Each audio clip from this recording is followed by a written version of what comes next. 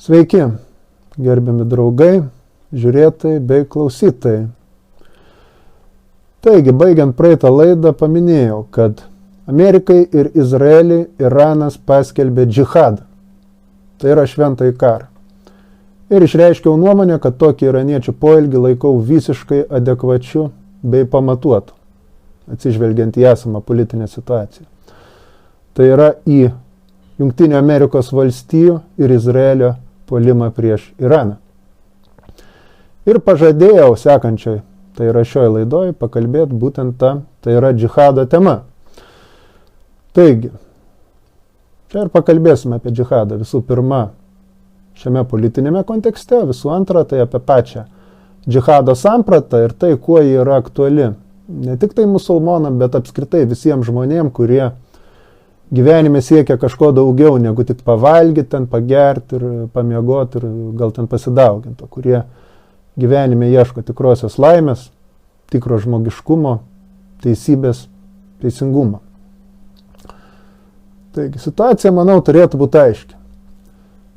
Amerikonai ir sionistai, negalėdami pakęsti artimųjų rytų regione šalies, stiprios ir išsivyščiusios, kuri nešoka pagal jų dūdą,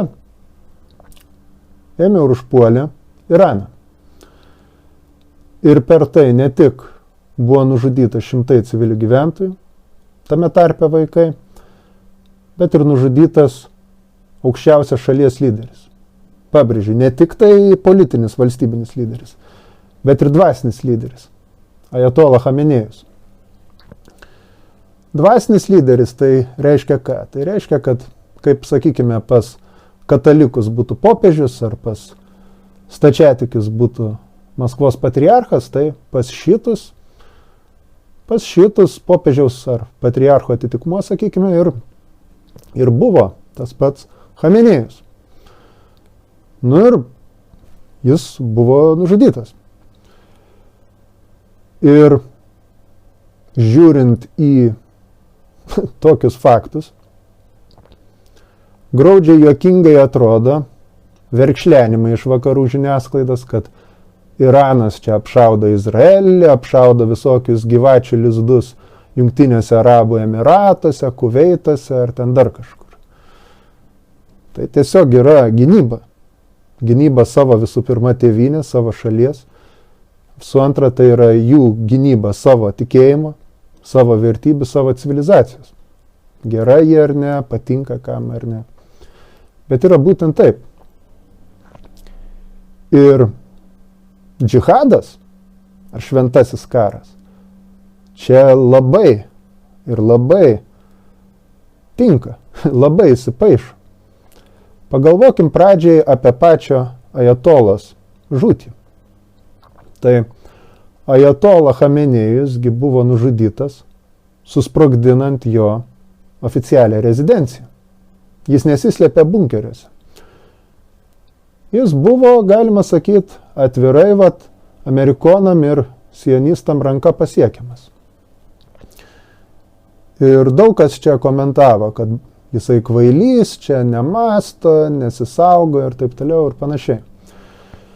O man buvo atėjusi galva mintis, kad galbūt Ajatola taip sąmoningai pasiaukojo, suvokdamas, kad jau yra senas, kad nebetiek daug ir beliko gyventi, jam jau ėjo 87 metai, ir kad jo pasiaukojimas kartu su kitais tautiečiais, kad jis įkvėps žmonės pasipriešinti užsienio agresijai. Ir labai įdomu, kaip tik porą valandų prieš filmuojant šį įrašą, aš aptikau iranietiškam portale Press TV štai tokį straipsnį apie Islamo revoliucijos lyderio Ajatolos Chamenėjaus kankinystę. Tai ten yra juoda ant balto parašyta, kad Ajatola pats suvokė, kokios gali būti pasekmės ir jis tikslingai atsisakė slėptis bunkeriuose. Ir jo požiūris buvo tas, kad jeigu žūsta eiliniai žmonės, jeigu žūsta senukai, žūsta moteris, žūsta vaikai, tai kodėl jis kaip aukščiausias lyderis turėtų bijoti, turėtų vengti jų likimo. Jis priėjo minties, kad jis yra gali ir privalo tapti vėliava, kuri suvienys tautą kovai prieš agresorius. Tai taip išeitų, kad jis pasiaukoja. Nuoroda į tą straipsnį, ką rasit čia žemiau video aprašyme. Tai šitai pasakius, ir pagalvokime. Iranas ne šiaip savo šaudo raketas, ne šiaip savo daro skambius pareiškimus, jis kariauja džihadą, tai yra veda šventąjį karą. Tai kasgi tas džihadas? Šiuolaikiniai populiarioji sąmonė tai labai primityvu. Bus koks Osama bin Ladenas ten su dinamitu ten apsirišę. Al-Qaidos ten ar Islamo valstybės kokie smogikai ir jais ten susisprogdint tipiškai kartu su eiliniais civiliais gyventojais. Bet tikroji džihado samprata tai ne visai tokia. Sakau ne visai, nes į džihado sampratą be abejo įeina ir karinis aspektas, bet iš esmės džihado samprata tai yra visą gyvenimą, visą konkretaus žmogaus gyvenimą apimanti koncepcija. Tai įsivaizduokim šitą. Musulmonai skaito, kad yra tik vienas Dievas, Alachas, ir kad kiekvienas žmogus turi galimybę apsispręsti, vardan ko jis gyvena, vardan ko jis kvepuoja, vardan ko jis dirba, vardan ko jis kovoja, kas jo tikslas, kam jis tarnauja. Ar jis nori tarnauti pinigam, nori tarnauti malonumam, nori tarnauti turtam, nori tarnauti valdžiai. Ar jis visgi vertina savo sielą kaip kažką vertingesnio, kažką aukštesnio ir nori tarnauti aukščiausiam. Tai yra Dievui, Alachui. Ir jeigu žmogus apsisprendžia tarnauti aukščiausiam, tai viena vertus jis yra musulmonas, jis yra Dievo tarnas, Dievo vergas. Bet kita vertus jis laisvas, jis išsilaisvina nuo šio materialinio pasaulio, valdžių, pinigų, turtų, ten trumpalaikių malonumų visokių ir panašiai. Ir tada jis savo gyvenimo misiją suvokia būtent kaip džihadą. Tai jeigu atsiverstumėm religijotyros sąvokų žodyną tokį, rastumėm, kad kas yra džihadas? Tai yra pastangos, tai yra uolumas Alacho, Dievo kelyje. Tai sakykime, tu kovoji, kad eit Alacho, eit Dievo keliu ir tu tam kelyje atiduodi visą save, visas jėgas, visas mintis, visas pastangas. Tai tokia totalinė mobilizacija, galima sakyti. Ir čia yra skirtis. Musulmonai skiria didį džihadą ir mažąjį džihadą. Tai šitą geriausiai iliustruoja toks pasakojimas. Vieną dieną pranašas Mahometas grįžta su savo kariais iš pergalingo žygio. Ir kreipiasi į savo bendražygius tokiais žodžiais. Sako, jūs dabar, sako, grįžote iš mažojo džihado. Dabar ir čia, tai yra taikingame kasdienėme gyvenime, prasideda vėl jūsų didysis džihadas. Tai ką tuo norima pasakyti? Didysis džihadas tai yra žmogaus kova su pačiu savimi. Tai yra darbas su pačiu savimi. Kova prieš blogį, kova prieš velnę, prieš šetoną, prieš nuodėmę, prieš žalingus įpročius. Prieš viską, kas negerai pačiam tavyje. Ir nebūtina būti musulmonu ar apskritai tikinčiu religinė to prasme, kad pripažintum, žiūrėkim, kas pagrindinis tavo priešas, kas pats didžiausias tau kenkėjas būna, pats didžiausias kvailys. nesusipratėlis, klaidintojas ir panašiai. Tai dažniausiai tu pats. Nes netgi tie, kurie išorėje atrodytų tau kenkia, kaišėja pagalius ir ratus, ten rezga intrigas, ten skriaudžia dar kažką.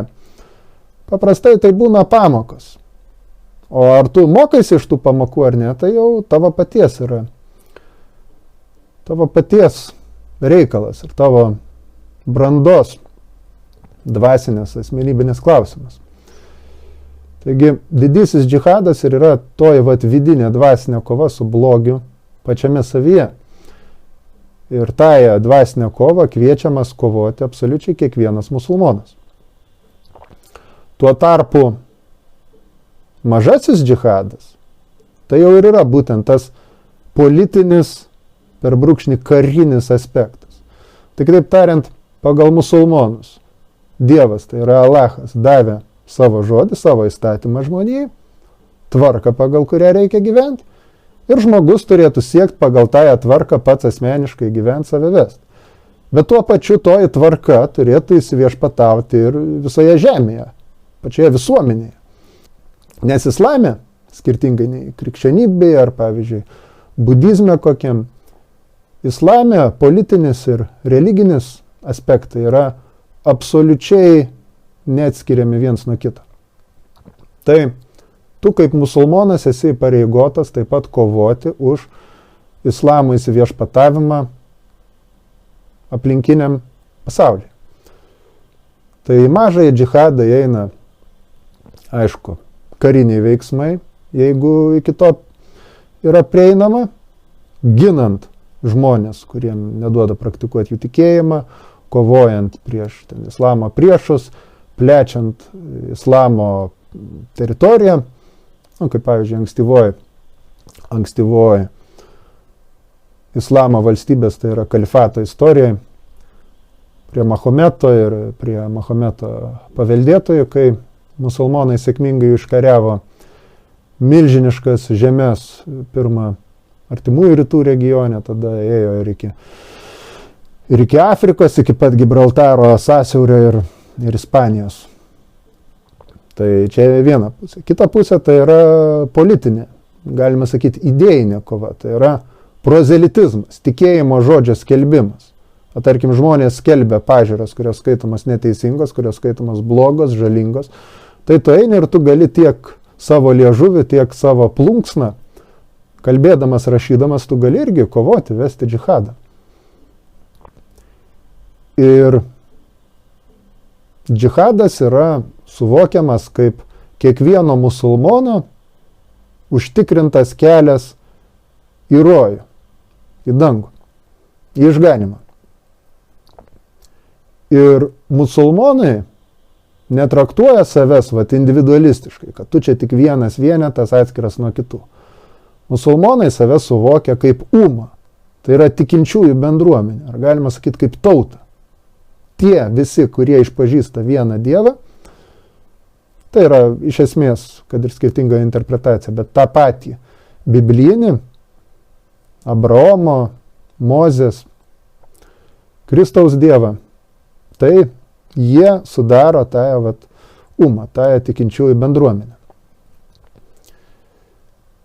Ir tai, ką daro dabar Iranas, tai yra iš jų taško žiūrint, tai yra būtent tas karinis džihado aspektas. Jie, gindamiesi nuo išorės agresijos, koncentruoja visą savo jėgas savigynai. Kontrasmūgį. Dabar, kuogi tai aktualu mums visiems likusiems?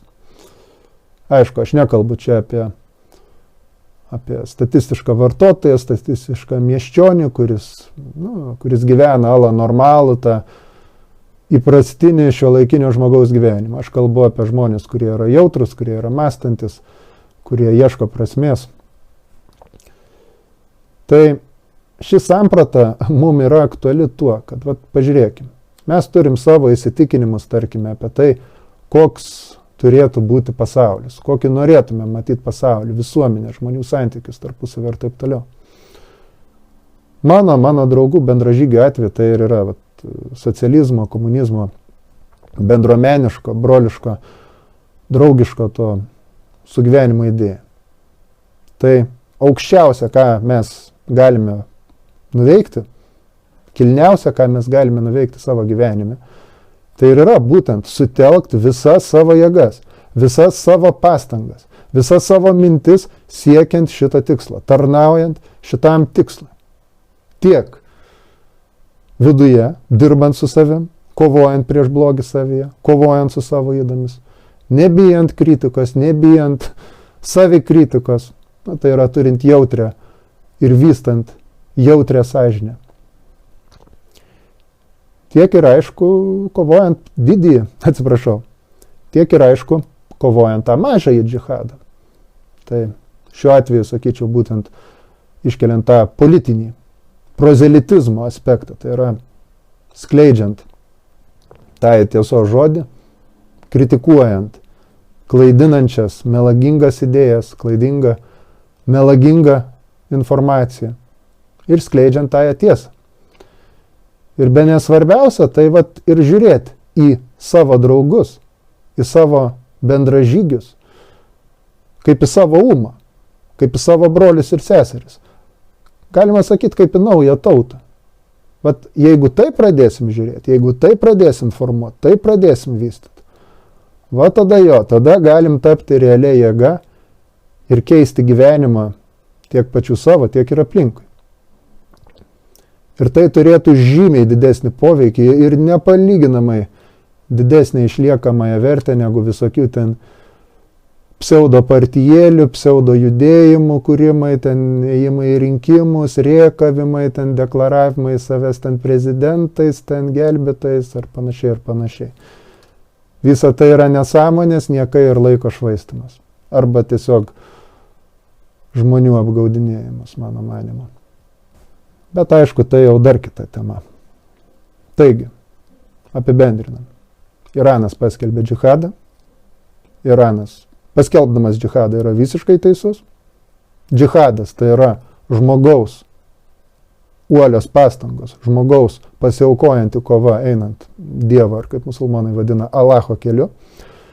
Tas džihadas yra arba didysis, tai yra kova prieš blogį savyje, arba mažasis, tai yra karinė arba politinė idėjinė kova. Ir būtent džihado kelias, tai ir yra kelias žmogaus į dangų, į rojų, į savo sielos išganimą. Ir tuo keliu jis eina ne vienas, bet jis eina kartu su savo bendražygiais, su savo broliais, su savo seserimis, kurie kartu, pat kaip vienas kumštis ir sudaro umą arba tikinčiųjų bendruomenę, tikinčiųjų tą tautą. Na tai, tokia ir būtų ši laida. Sekančiose jau liesime kitas temas.